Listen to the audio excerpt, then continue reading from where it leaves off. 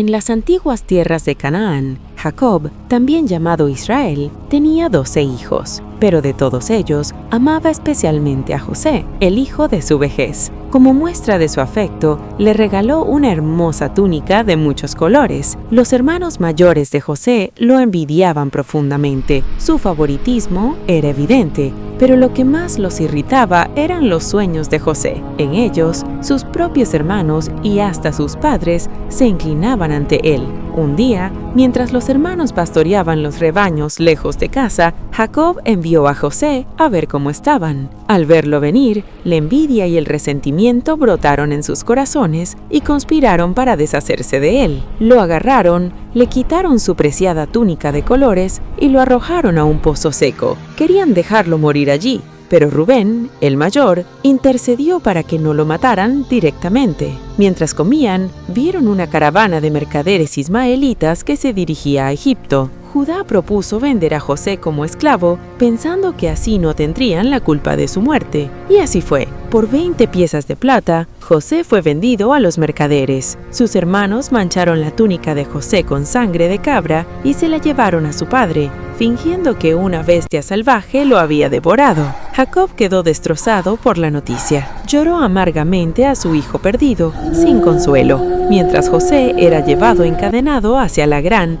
y desconocida tierra de Egipto. Lejos de su hogar, en un país extranjero, José fue vendido malvamente, esta vez a Potifar, un oficial de Faraón y capitán de la guardia, y confió a José la administración de toda su casa y sus bienes. José era un joven apuesto y fuerte. La esposa de Potifar, atraída por él, intentó seducirlo repetidamente, pero José, temiendo a Dios, se negó firmemente a pecar contra su amo y contra su señor. Un día, cuando José estaba solo en la casa, la esposa de Potifar lo acorraló, agarrándolo de su ropa. Él huyó, dejando su manto en sus manos, pero ella, despechada, lo acusó falsamente de intentar violarla. Lleno de ira al escuchar la historia de su esposa, Potifar mandó apresar a José. Así, José fue arrojado a la prisión real, un lugar oscuro y sombrío, donde los presos del rey eran encerrados. Una vez más, la bendición de Dios no abandonó a José. El jefe de la cárcel reconoció su integridad y pronto le confió la supervisión de todos los demás presos y las tareas de la prisión. Entre los prisioneros se encontraban el copero y el panadero del faraón, quienes habían caído en desgracia. Una noche, ambos tuvieron sueños inquietantes y José, con la ayuda de Dios, se ofreció a interpretarlos. El copero soñó con una vid de 3 ramas que brotaban y daban uvas. José le interpretó que en 3 días sería restaurado a su puesto, pidiéndole que se acordara de él cuando estuviera libre. El panadero soñó con 3 canastas de pan sobre su cabeza que eran devoradas por aves. La interpretación de José fue sombría. En 3 días sería colgado y su carne sería devorada por las aves. Tal como José lo predijo, a los 3 días, Faraón restauró al copero a su puesto, pero el panadero fue ejecutado. El copero en su alegría se olvidó por completo de José, quien permaneció 2 largos años más en la prisión. 2 años después, Faraón tuvo 2 sueños perturbadores que ningún sabio ni magro de Egipto pudo interpretar. El copero, de repente, se acordó de José y su habilidad para interpretar sueños. Faraón mandó llamar a José de inmediato. Lo sacaron rápidamente de la cárcel, lo afeitaron y le dieron ropas nuevas. José se presentó ante el poderoso Faraón, listo para escuchar sus misterios. Faraón le contó su primer sueño. 7 vacas gordas y hermosas subían del Nilo, pastando en el prado. Después, 7 vacas flacas y feas subían y devoraban a las 7 vacas gordas. Su segundo sueño era similar. 7 espigas de grano llenas y buenas crecieran en un solo tallo. Luego, 7 espigas delgadas y quemadas por el viento oriental las devoraban.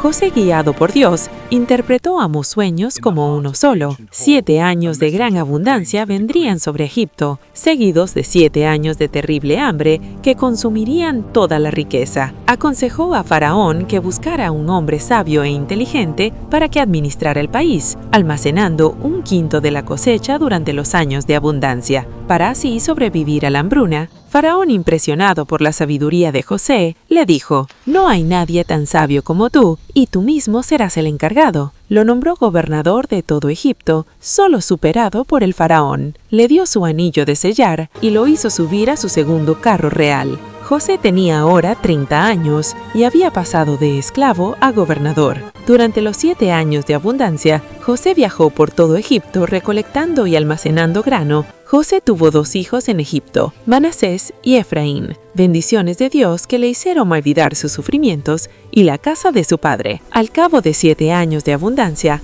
tal como José lo predijo, comenzaron los 7 años de hambre. La escasez fue terrible, afectando no solo a Egipto, sino a todas las tierras circundantes. Mientras la gente de Egipto clamaba por pan, José abrió todos los graneros y vendió el alimento. Naciones enteras venían a Egipto para comprar grano, pues el hambre era insoportable en todas partes. Al enterarse de que había alimento en Egipto, Jacob envió a 10 de sus hijos a comprar grano y se presentaron ante el gobernador, quien era José. Se inclinaron hasta el suelo ante él, sin reconocer en el poderoso gobernador a su yogón hermano. José, sin embargo, los reconoció de inmediato, recordó sus sueños de juventud y el dolor de su traición, pero se contuvo. José los puso a prueba, reteniéndolos por 3 días. Luego les pidió que uno de ellos se quedara prisionero y que los demás volvieran con grano y trajeran a Benjamín para demostrar su honestidad. Simeón fue retenido. Los hermanos regresaron a casa con sus sacos de grano,